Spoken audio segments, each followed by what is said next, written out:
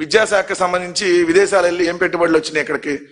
అయినా ఈయన శాఖలో ఈయన చూడటమే చేత కాదు ఈయనకి. ఈయన చదువు కొనుక్కొని ఏదైతే ఈ స్థాయికి వచ్చాడు, ఈవీఎంల ద్వారా ఎమ్మెల్యే అయ్యి వాళ్ళ నానే ముఖ్యమంత్రి కాబట్టి ఇప్పుడు నేను విదేశాలన్నీ తిరిగి వస్తానని చెబుతున్నాడు. చంద్రబాబు నాయుడు అప్పులు, ఏదైతే నారా లోకేష్ ట్రిప్పులు, వీళ్ళ ఎమ్మెల్యేలేమో తిప్పలు. ఫైనల్ గా వీటిని ఎవరన్నా క్వశ్చన్ చేస్తే వాళ్ళ మీద కేసులు, అరెస్టులు. ఈగాకేమున్నాయి? విదేశీ పర్యటనకు వెళ్ళారని అన్నారు కదన్నా. విదేశీ పర్యటనకు ఇప్పుడు దాకా ఎన్నిసార్లు వెళ్ళాడు? నా దగ్గర లిస్ట్ ఉంది. ఇన్నిసార్లు వెళ్ళి ఏమేమి తీసుకొని వచ్చాడో ఒకసారి చెప్పమని అడుగుతున్నా. సెప్టెంబర్ 16, 2025 అఫీషియల్ గా లండన్ పర్యటన పోయాడు. ఏమొచ్చింది నువ్వు లండన్ వెళ్ళటం వల్ల? లండన్ వెళ్ళి నువ్వు ఫోటోలు దిగి ఫోజులు ఇచ్చావు తప్ప ఈ రాష్ట్రానికి ఏం రాలేదు కదా.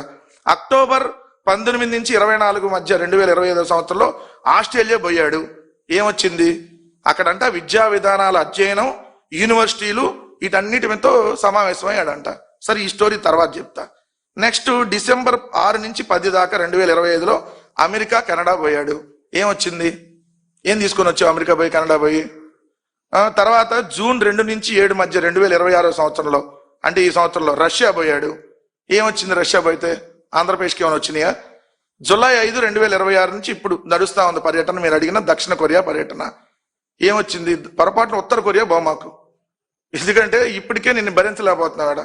పొరపాటు నువ్వు వెళ్ళి కిమ్ముని కలిసావనుకో, కిమ్ము కన్నా ఏమన్నా అవ్వాలి నిన్ను చూసి, లేదంటే నువ్వు ఆ కిమ్ముని చూసి ఇక్కడ తీసుకుని వచ్చి ఇంకేమన్నా చేస్తానంటే ఇప్పటికే రాష్ట్రం తట్టుకోలేకపోతుంది కాబట్టి ఉత్తర కొరియా వెళ్ళొద్దు.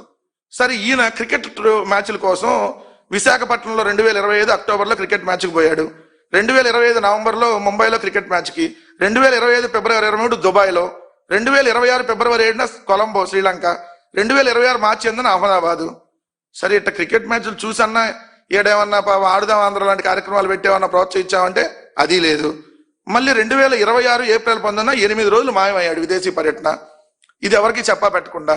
మరి ఇన్ని విదేశీ పర్యటనలు చేసి నువ్వు ఏం సాధించావంటే విద్యాశాఖను గాలికి వదిలేసావు. ఫైనల్ గా చెప్పాలంటే విద్యాశాఖ మంత్రిగా నువ్వు బాధ్యతలు చేపట్టిన 2 సంవత్సరాల్లో డిఎస్సికిలో అక్రమాలు జరిగినాయి, అవినీతి జరిగింది. 10th క్లాస్ పేపర్ లీక్ అయింది, బిఈడి పేపర్ లీక్ అయింది, రాయలసీమ యూనివర్సిటీ పేపర్ లీక్ అయింది. సరే, విద్యా వ్యవస్థలో ఏమన్నా మార్పులు తెచ్చావా అంటే ఒక మార్పు వచ్చింది.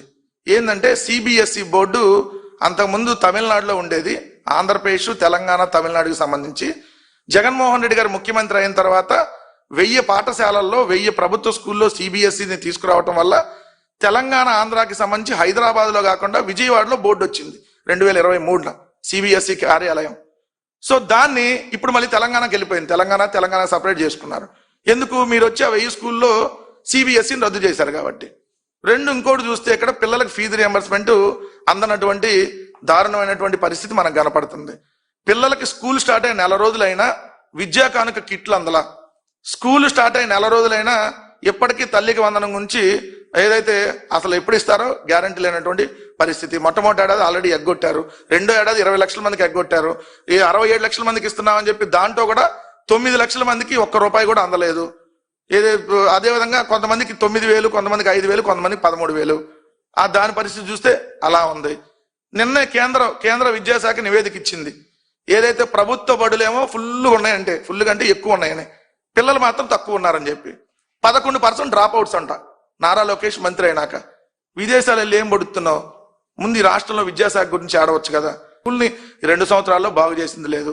గోరు ముద్ద దారుణమైనటువంటి ఘోరమైన ముద్ద అయింది గోరు ముద్ద.